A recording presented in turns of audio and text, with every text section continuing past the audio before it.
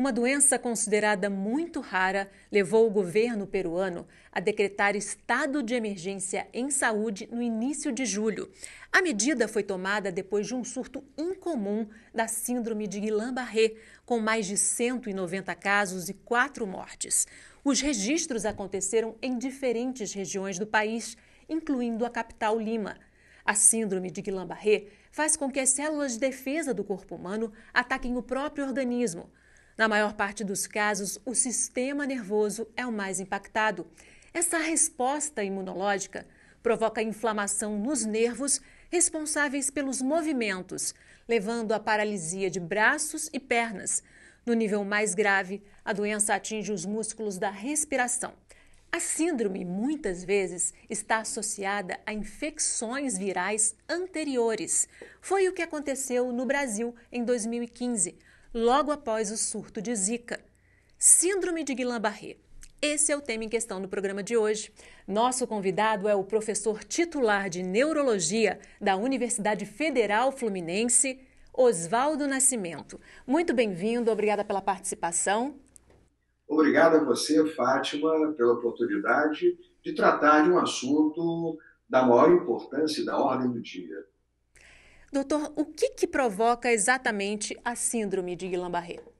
Essa é uma pergunta que já vem há alguns anos, porque até o momento não se tem o que provoca, mas nós sabemos que algumas situações fazem com que o sistema imunológico reaja sobre os nossos nervos. Então, essas situações podem ser as infecções, traumas, cirurgias. São situações que nós geralmente vemos referidas pelos pacientes que apresentam esta síndrome. Então, a causa não sabemos, mas sabemos, por exemplo, que todas essas circunstâncias que eu referi modificam o sistema imunológico, algumas até mimetizam determinadas proteínas. Eu vou te dar um exemplo, daqui a pouco a gente vai acabar falando do chamado Campylobacter jejuni, que nós temos no nosso tubo digestivo, no estômago, em que ele acaba mimetizando um tipo de proteína e que, com isso, o organismo reage e, ao reagir, acaba promovendo no nosso nervo, como se fosse aqui meu dedo representado, o axônio, né? Há um espaço entre um nó de Ranvier e outro. O nosso nervo é igual ao fio, a diferença são esses espaços que são periódicos, e aí então começa a nossa capa do fio, a nossa mielina, a soltar, que a gente chama de desmielinização. Então, é essa reação imunológica que é o grande X da questão. Quer dizer, como é que isso acontece, por que alguns têm e outros não, quais são os elementos, digamos, que nós temos de genética ou de imunogenética que fazem com que alguns apresentem a síndrome e outros não. Chamando a atenção que é uma condição rara. Pois é uma condição rara, mas não é nova, né? Já é conhecida da ciência. É grave, né? O que pode ter provocado esse surto? Já que ela é rara, mas aconteceu esse surto incomum no Peru, né? Mais de 190 casos. O que está por trás desse surto?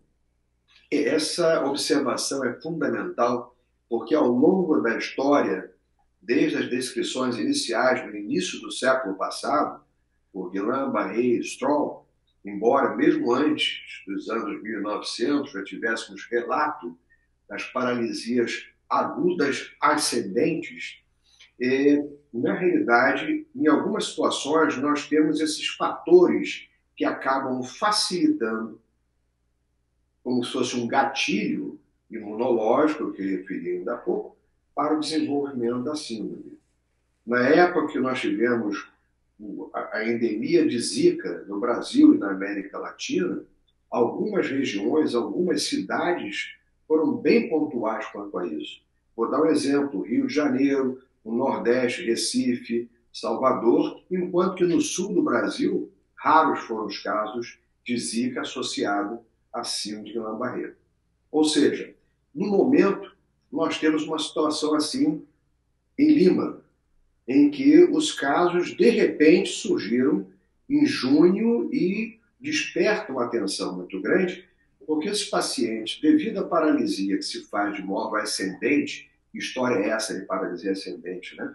Começa a dormência nas pernas, depois começa a fraqueza, vai subindo pelas pernas, pega os braços, e daqui a pouco pega a face, pode dar paralisia facial, uni ou bilateral, e dificuldade respiratória.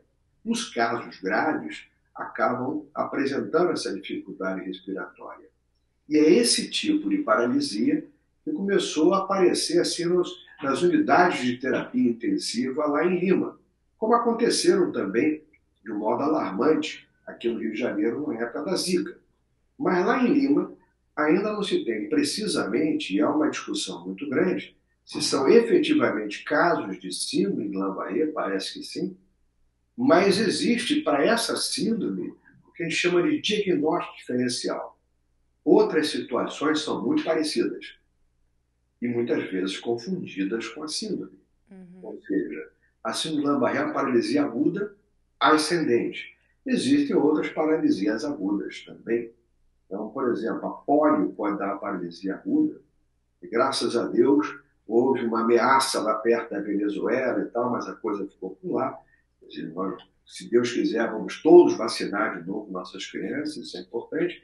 Mas o que acontece em Lima, no momento, está sendo investigado, ainda não se tem uma definição causal, mas pode ser um arbovírus. Arbovírus é, por exemplo, Zika, dengue, são arbovírus desencadeando essa reação. Ou mesmo, nós podemos ter o próprio Campylobacter jejuni, que é uma bactéria, e essa bactéria, como tem muito peixe naquela região, aquela história dos nossos ceviches, aí, note bem, isso é mera especulação. Parece haver uma relação destes casos mais com o Campylobacter. Isso é um trabalho há poucos dias, referindo, inclusive, essa possibilidade. Na maior parte dos casos, há essa infecção prévia, né? Geralmente por vírus, mas nesse caso no Peru, alguns casos já foram comprovados dessa bactéria, né? Como é que ocorre a contaminação por essa bactéria, por exemplo? O senhor falou de peixe, né? Então, nos alimentos, mas eu gostaria até de ressaltar que esta bactéria, o pessoal quando faz uma endoscopia, vez por outra encontra Helicobacter, Campylobacter, enfim, são parentes e elas podem trigar o processo. Agora, eu pergunto, a gente encontra toda hora e essas pessoas não desenvolvem síndrome de Guillain-Barré, entendeu? Então, nós devemos estudar melhor esses casos para que possamos atribuir essa relação efetivamente. Aí é que vem os estudos, ouviu, Fátima? Epidemiológicos, porque senão a gente acaba assustando a todos, né? O indivíduo vai fazer uma endoscopia, que está nos ouvindo, assistindo, né? Da endoscopia, aparece, ai meu Deus, eu vou ter síndrome de Guillain-Barré. Não, pessoal, nada disso. Nada disso. Nós temos que ter uma avaliação epidemiológica melhor nessa região. Mesmo na época, como exemplo, né, mais próximo da gente, na época do Zika vírus, foram poucos os casos, muito poucos, se nós compararmos as pessoas que tiveram Zika e aqueles que desenvolveram síndrome de Guillain-Barré. Ainda assim, né, foram 5 vezes mais casos de Guillain-Barré na época do surto de Zika no Brasil do que a média, né? Perfeito, perfeito. Então, é sempre uma preocupação. Eu acho que a grande preocupação que nós devemos ter é com as políticas de vigilância sanitária. Não é? Se sabemos que está ocorrendo em Lima um surto, tá, de uma síndrome Guillain-Barré, pode ser Guillain-Barré ou até Guillain-Barré-like, parecida com, sem ser, não é? Eu vou dar um exemplo que é muito importante. Por ocasião da Covid, a expectativa nossa, nós criamos um grupo de Covid, né? Era o Covid Rio Network, em que praticamente os casos de Guillain-Barré fizeram isso, despencaram. Por quê? Porque as pessoas ficavam em casa, isoladas. E não, ninguém foi operado, ninguém sofria trauma, ninguém tinha infecção viral ou qualquer outra. porque ficava em casa. Então, durante a Covid, desapareceu, caiu no mundo todo. Esperávamos até que aumentasse, porque é um vírus, né? Poderia aumentar. Então, não há relação entre Covid e síndrome Guillain-Barré. De repente, a Covid desaparece. O SARS-CoV fica diminuído, as pessoas são devidamente vacinadas, convenientemente vacinadas, como todos devem ser, e com isso, então, saem de suas casas. Então, passa a ocorrer avião para lá e para cá, e não esqueçamos que aí volta a questão da vigilância. Tem muita gente que vem do Peru para cá e assim por diante. Então, nós temos alguns grupos de colegas, né, de neurologistas, né, e alguns dizendo assim, eu estou preocupado que eu estive em Lima semana passada. Não há necessidade de ficar preocupado. O que é importante é que nós atentemos para o problema, pensemos no problema, sentiu alguma coisa, vamos avaliar, vamos tratar logo desde o início, aí se resolve. Então, esse cuidado é que é fundamental. Agora, as pesquisas em relação a Guillain-Barré e as viroses foram muito realizadas no Brasil, né? O Brasil teve bons trabalhos, né, publicados sobre isso em 2015, né? Foi constatada essa relação, né, professor? A UF contribuiu muito para isso e o Brasil, sem dúvida, se destacou no cenário internacional, porque nós temos hoje no Brasil condições excepcionais de investigação. E quando não as temos, nós fazemos as cooperações, né? O mundo hoje, globalizado, ele é pequeno, mas nem houve necessidade da participação internacional. Nós até evitamos em algumas situações e publicamos vários trabalhos em revistas de impacto, como a Neurology, como o JAMA Neurology, como, enfim, Current Opinion, inclusive como fazer o diagnóstico da relação da síndrome Guillain-Barré ou de outra complicação associada ao Zika vírus. Então, isso nos dá toda uma situação na nossa escola e em outras escolas, não só na UF, mas em outras universidades, e aqui no estado do Rio de Janeiro, várias já têm possibilidades para isso, como no Brasil como um todo, de termos uma atenção especial para essa situação. Então, é importante que, com esse conhecimento adquirido, que os nossos gestores de saúde, né, comece a observar, não só do Peru, mas pode ser de qualquer lugar do mundo. Quando houver um surto, uma região endêmica em que temos um determinado vírus, X, Y, Z, que a gente possa ter uma certa barreira, apenas barreira, porque a informação, Fátima, é a coisa mais preciosa que nós temos para o tratamento dessas situações, né, como a síndrome Guillain-Barré. A gente falou aí da Zika, né, da bactéria, que é o caso no Peru. Que outras viroses podem estar associadas ao Guillain-Barré, que já foi comprovada a relação? A comprovação, quando você fala comprovação, a gente tem um pouco de cuidado quanto a isso, né? Quer dizer, comprovação, a definição absoluta, não. Mas a associação, sim. Uhum. E essa associação se faz muito mais em base epidemiológica do que qualquer outra coisa. Por quê? Agora eu vou explicar. Eu posso ter um vírus, eu posso ter uma bactéria, eu posso ter um trauma, uma cirurgia. Você veja que é vago. O mais importante é que isto aqui modifique o sistema imunológico. Entendeu? Então, essa que é a razão pela qual nós chamamos de síndrome de Guillain-Barré. A síndrome de Guillain-Barré, ela tem essa característica, ela é imunomediada. Alguma coisa ativa o sistema imunológico e nós vamos ter uma atuação importantíssima do complemento. O complemento é uma parte do sistema imunológico que vai lá e lesa a mielina. E aí, então, é que nós vamos medicar o nosso paciente com imunoglobulina, nós vamos medicá-lo com plasmaférese e assim por diante, mas não com corticoide. Hoje sabemos que a síndrome Guillain-Barré não responde a corticoide. Se o meu colega tratar um paciente com diagnóstico de síndrome de Guillain-Barré e ele melhorar com corticoide, não é síndrome de Guillain-Barré. É claro que existem exceções à regra, mas provavelmente não deve ser. Por quê? O corticoide não atua no complemento. E essa resposta na síndrome de Guillain-Barré clássica é pelo complemento. Ou seja, eu tenho a bactéria ou o vírus que disparam um processo imunológico em que ativa o complemento e desminimiza. Com isso, eu vou usar, por exemplo, no tratamento, a imunoglobulina. Ela vai atuar no complemento. Diferente, por exemplo, se algum colega vê um caso e disser assim, o paciente teve Guillain-Barré depois da vacina para a Covid. Eu tratei com imunoglobulina e ele não respondeu. Claro que não. Porque não é mediada por complemento, é mediada por célula. E aí, nesse caso, o corticoide é o melhor tratamento. Então, nesse caso, não era Guillain-Barré, né, doutor?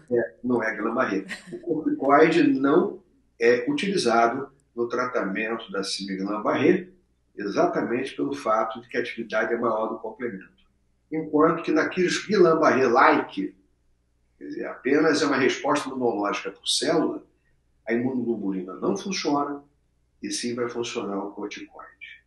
Ou seja, essa hipótese que é lançada sobre a vacina é totalmente descartada pela ciência, né?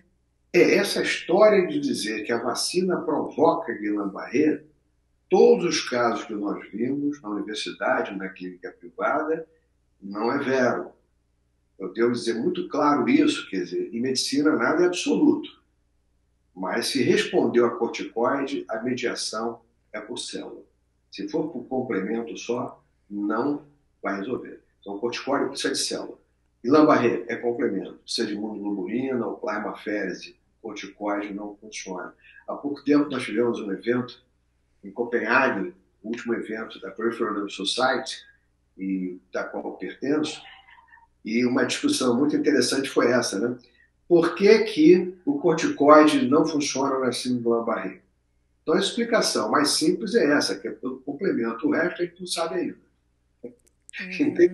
Mas na prática, e essa certeza já existe, né? É isso aí. E não esquecer que Guillain-Barré é uma síndrome, é um conjunto de sinais e sintomas. Então, por que eu repasso um pouquinho, Fátima? É porque paciente nessa fase agora começa com dormência nas pernas e chega no pronto-socorro e diz assim, olha, eu estou com fraqueza. O doutor, na emergência, não examina direito e já tasca lá, síndrome de Guillain-Barré. E aí começa a dar imunoglobulina para o paciente. Qual o problema? Imunoglobulina é muito caro e nós vivemos num país com grande dificuldade econômica. Então, devemos saber de modo correto como devemos indicar uma determinada medicação, particularmente as mais caras, como imunoglobulina. Então, como é que é feito o diagnóstico? Existe algum exame que comprove que a pessoa tem Guillain-Barré? Então, essa sua pergunta é da maior importância, porque chegamos a publicar com um dos maiores pesquisadores da síndrome de Guillain-Barré, professor Nobuhiro Yuki, publicamos os guidelines para o diagnóstico, isso, se não falha a memória, em 2014, por aí, e numa revista de importância nível internacional. E o que chamamos a atenção nesse estudo foi um estudo multicêntrico. A síndrome de Guillain-Barré é uma instalação aguda e que se caracteriza por, classicamente, fraqueza, que começa nas extremidades dos membros inferiores, portanto, nos pés. Daqui a pouco o indivíduo não caminha direito, aparece dormência, em poucas horas aquilo começa a evoluir, ou em poucos dias, vai subindo pelas pernas, vai pegando depois os membros superiores, podendo chegar à face e até mesmo comprometendo a função autonômica, que se dá alteração do ritmo cardíaco ou problema respiratório. Aí vai para o CTI. Mas isso é variável. Tem pessoas que ficam só com a dormência nas pernas. Então, formas existem na dependência da resposta imunológica àquele agente que foi o deflagrador do processo. Então, alguns estão em evolução muito rápida, em 72 horas já estão no CTI com licença respiratória. Esse é o diagnóstico. Existem variações clínicas e nessa publicação nós chamamos atenção para isso. Aqueles que tiverem interesse podem até depois entrar em contato com a produção que nós podemos fornecer esses trabalhos. E de tal sorte que, se vai para uma situação mais grave, é importante manter esse paciente em vigilância e, se necessário, levá-lo à unidade de terapia intensiva para os cuidados de suporte, ventilatórios, e aí sim o tratamento com imunoglobulina, se houver, ou o tratamento com a plasmaférese, que é a troca do plasma. Então, essas são as duas modalidades. Perder tempo com corticoide, nem pensar, porque senão o paciente corticoide vai tornar o paciente, a gente chama de catabólico, ele vai piorar muito com o uso do corticoide. Então, deve ser evitado. Então, essa é mais ou menos a conduta em termos do diagnóstico e do acompanhamento. Aí você perguntaria assim, vem cá, não tem nenhum exame, não? Isso. Não é? Porque na fase aguda, o exame do líquor, porque é uma tríade, né? Clínica, o exame do líquido cefalorraquiano e mais, ou líquor, e mais a condução nervosa. E por que fizemos esses critérios? Porque a nível internacional, se nós estivermos no Zimbábue, tá? Ou se nós estivermos no interior do Brasil, qualquer em que não tem um eletromiógrafo para fazer esse teste, não tem o exame do líquor, não tem problema, o diagnóstico pode ser feito. Ele independe desses exames. A clínica aí, ela é mais do que nunca, como sempre em medicina, soberana. Uma boa história, um bom exame físico definem. Se o indivíduo tem a reflexia, que os reflexos não reagem, sugere muito Guillain-Barré. Mas se o camarada tem a boa resposta dos reflexos, esquece. Não deve ser. Deve ser uma outra condição símile, ou seja, tem que fazer um diagnóstico diferencial. É exatamente isso que nós chegamos até a publicar na revista Neurology, a chamada polineuropatia associada a condições virais ou inflamatórias agudas. Nessas, o indivíduo tem dormência também, diz que não está andando direito, que fica dormente ou queimação, aí pensa que é Guillain-Barré, quando na verdade não é. É uma condição transitória associada a um estado infeccioso, como outro qualquer. Não precisa fazer imunoglobulina, mantém o paciente em vigilância, ele vai melhorar de qualquer maneira. O senhor falou aí do tratamento, né? Qual costuma ser a resposta? Os pacientes respondem bem ou tem um percentual grande que não responde? De um modo geral, os pacientes respondem muito bem. Se o diagnóstico é preciso, né, isso é a primeira coisa, eles vão responder bem a imunoglobulina ou a possibilidade também da plasmaférese. Quando não responde bem, pensar em outra possibilidade. Digamos, eu já vi casos que o paciente era tratado com imunoglobulina, repetia imunoglobulina, passaram para a plasmaférese e se tratava de porfiria, que é uma doença hereditária que pode simular. Então, existem situações, por exemplo, as mielites. Chegou-se a questionar em Lima a possibilidade de mielite, não de Guillain-Barré. Por quê? Porque muitas vezes os arbovírus, o que são arbovírus? Zika, dengue, Chikungunya. podem dar um quadro semelhante. Nós tivemos pacientes que não fizeram Guillain-Barré e fizeram mielite, que deram paralisias flácidas agudas. Então, é importante, em havendo um neurologista próximo, solicitar esse especialista para que ele possa fazer um bom exame neurológico e concorrer para o diagnóstico mais acurado. Mas isto, qualquer profissional da área de saúde que esteja numa unidade, numa emergência, por exemplo, ele precisa saber desses macetezinhos, que são simples, né? Como o próprio reflexo. Se estiver presente, não é Guillain-Barré. Isso já é uma dica. Entendeu? Ele tem que estar abolido. Então, tem que ter cuidado quanto a isso. Se o paciente começar a ter, por exemplo, alteração esfinteriana. Ah, doutor, olha, eu estou há 48 horas que eu não consigo controlar a urina, ou o contrário, estou com a urina presa, ou o contrário, tive diarreia. Esses sintomas são muito mais medulares, de síndrome medulares aguda. Ou, se você vai examinar o doente, ele tem um nível sensitivo. Ele sente até um ponto, daqui para cima e para baixo nada.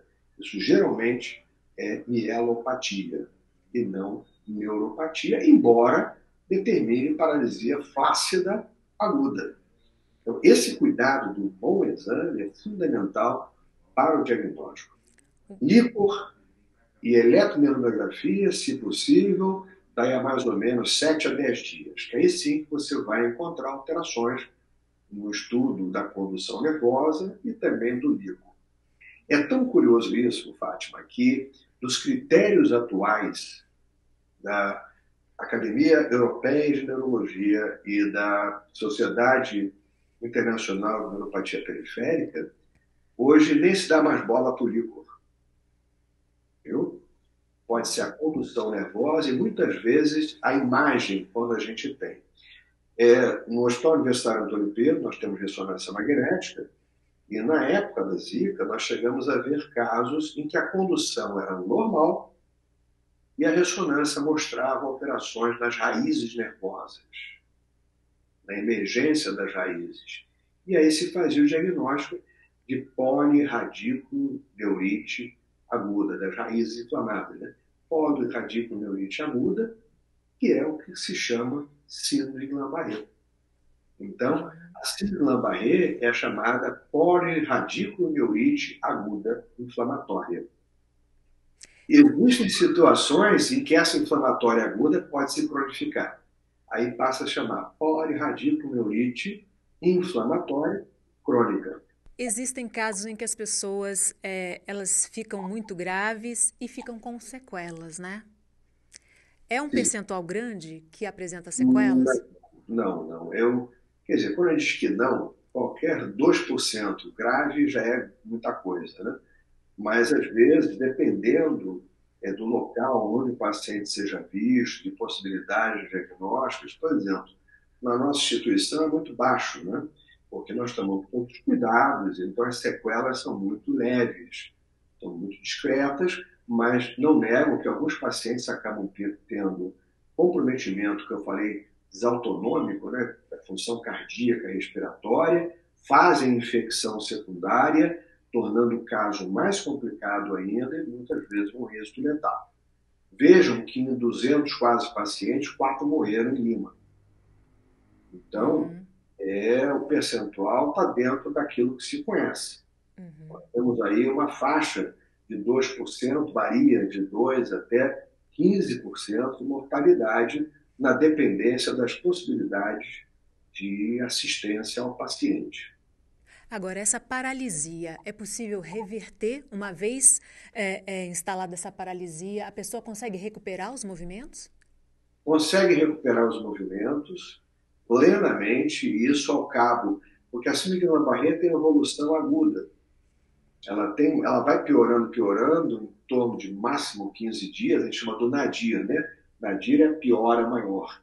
E nunca ultrapassa um mês, e depois então começa a melhorar. Tem pessoas que têm uma recuperação muito rápida, em poucos 2 meses, 3 meses, a pessoa está bem, outros levam um pouco mais de tempo. A recuperação vai depender do gradiente de desmielinização. Quanto se perdeu de mielina, ou seja, igual o fio elétrico, né? Quanto perdeu do isolante, que é a mielina. Se a pessoa teve muita desmielinização, certamente que o axônio, que é a parte importante do fio elétrico e nosso também, né? O nosso nervo periférico, ele vai ficar mais exposto, com isso a recuperação vai ser mais lenta, ou pode deixar alguma sequela se for muito demorada essa recuperação. Então, isso tudo depende de quanto de lesão axonal secundária vier a ocorrer em função da perda da mielina, ou seja, da desmielinização. Mas, de um modo geral, a recuperação é muito boa.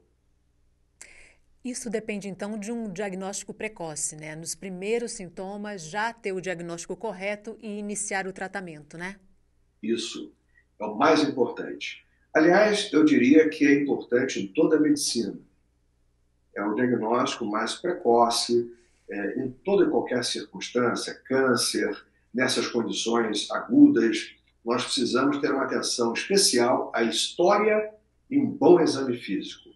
O grande problema que eu vejo, inclusive, Fátima, é que os casos que nos chegam aqui no nosso ambulatório, no hospital, é interessante que muitos desses pacientes tiveram diagnóstico de Guillain-Barré sem, na verdade, ter sido Guillain-Barré. Principalmente na população infanto-juvenil. A criança e na adolescente, em que você vê mais essas mielites por enterovírus, o vírus do tubo digestivo, né, entéricos, esses enterovírus acabam determinando paralisias flácidas agudas, mas geralmente com alteração esfinteriana. Pode não ocorrer, mas nível tem. Então, se o doutor tiver um cuidado no exame do paciente, avaliar a força de um modo correto, os reflexos e a sensibilidade, ele certamente vai ter um diagnóstico preciso. É importante também utilizar o esteto, avaliar o ritmo respiratório desse paciente. Tudo isso, um bom exame, permite, como eu falei para você dos critérios, né?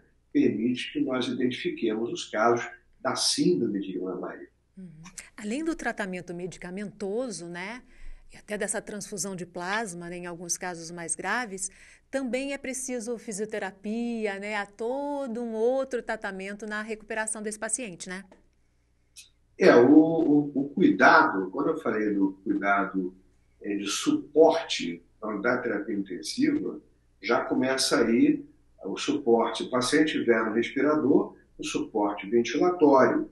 É importante que não se deixe o paciente parado. A fisioterapia ajuda exatamente na mobilização dos segmentos. Não que vá fazer o nervo melhorar, em absoluto.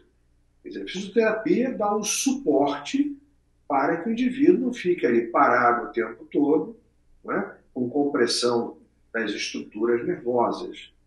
Isso aconteceu muito na época da Covid. O indivíduo saía, ele ficava em situação prona, cabeça de barriga para baixo, com o braço assim, aberto, e comprimindo o plexo. Quando saía de lá, saía com paralisia. Então, vários casos foram e tiveram um diagnóstico errado de síndrome de Guillain-Barré, quando, na verdade, era um caso de polineuropatia do doente crítico, ou neuromiopatia do doente crítico. O doente que fica numa unidade de terapia intensiva 2, 3, 4 meses, certamente, pelas compressões de posição, a posição prona, que a gente chama de posição prona, então esse cuidado se faz muito necessário.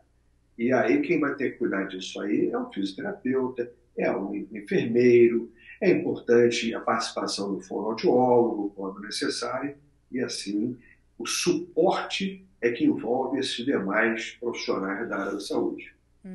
Nós falamos aí desse período de normalmente até 3 meses, né, em que a síndrome se manifesta, né? Mas quanto tempo normalmente leva entre a infecção viral e o aparecimento desses primeiros sintomas da síndrome? Então, apenas um pequeno reparo, quer dizer, a síndrome ela é aguda.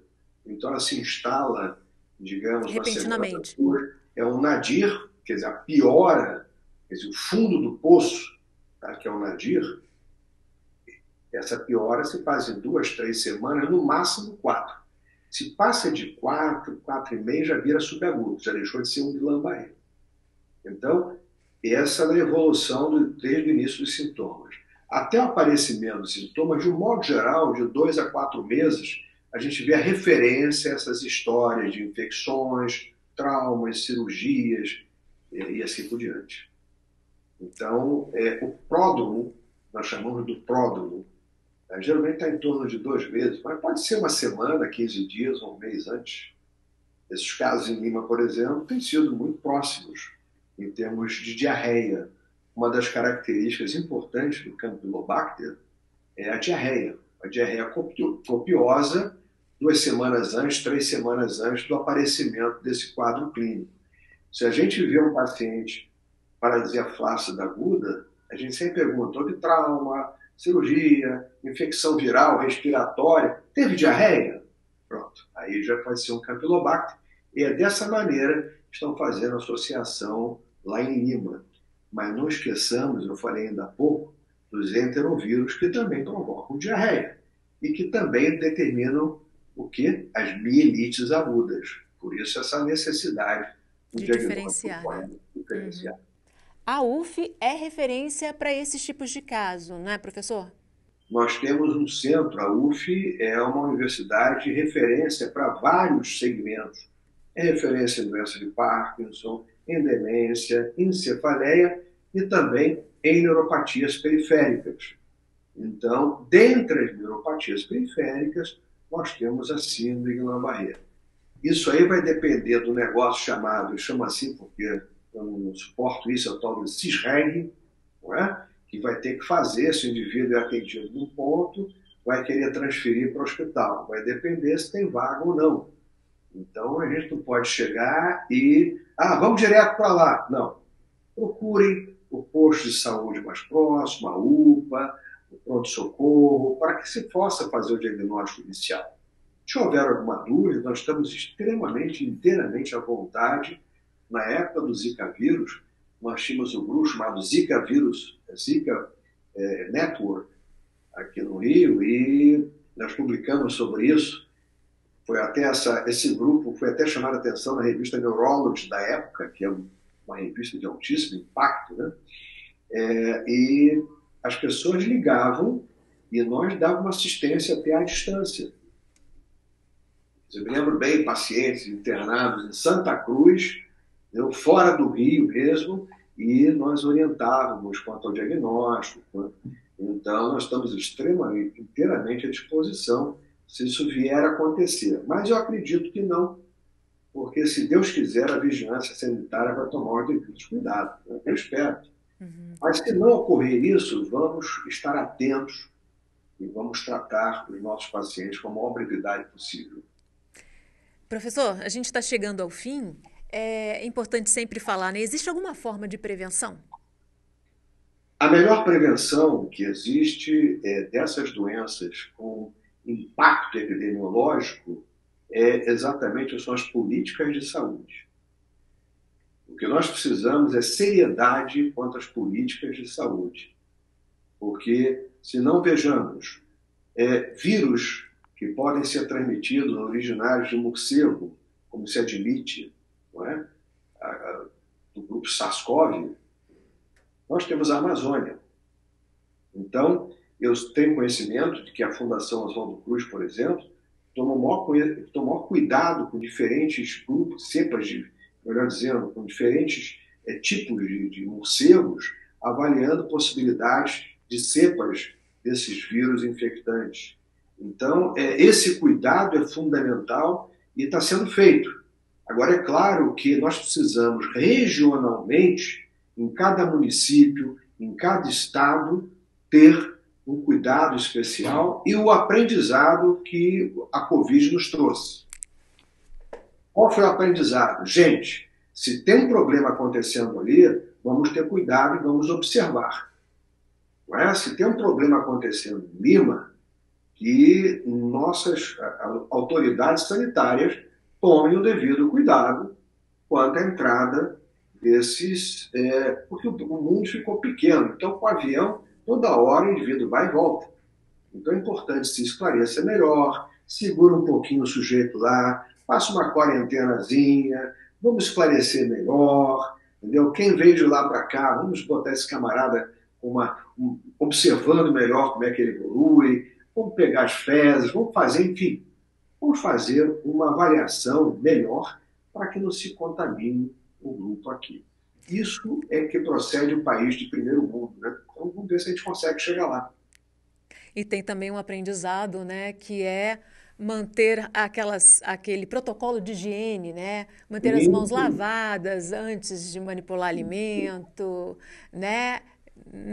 Ao mexer no nariz e na boca, porque bactéria, por exemplo, como essa bactéria do Peru, né, se pega dessa forma, né? Você lembrou muito bem, Fátima, isso é fundamental. Os cuidados básicos de higiene já devem fazer como eu era na escola, viu? Eu, quando estudei na escola pública aqui no Rio de Janeiro, nós tínhamos o pelotão de saúde. Toda semana mudava um timezinho de molequinhos que ficava vendo e ensinando esses cuidados de higiene. Quer dizer, os cuidados de higiene devem ser intrínsecos ao cidadão, devem fazer parte da nossa cidadania. E você lembrou, isso é fundamental. A gente não deve jogar fora esse aprendizado, até porque custou muito para a gente, né, aprender isso. Exatamente, exatamente. Muito, muito, muito oportuna a sua observação. E da maior importância. Ok, doutor, infelizmente nosso tempo terminou. Agradeço muitíssimo sua participação. Eu que agradeço e sempre disponham do nosso time aqui, a hora que vocês quiserem. Muito obrigado pela oportunidade. Ok, obrigada. E a gente tem um encontro marcado no próximo Em Questão. Espero você. Até lá.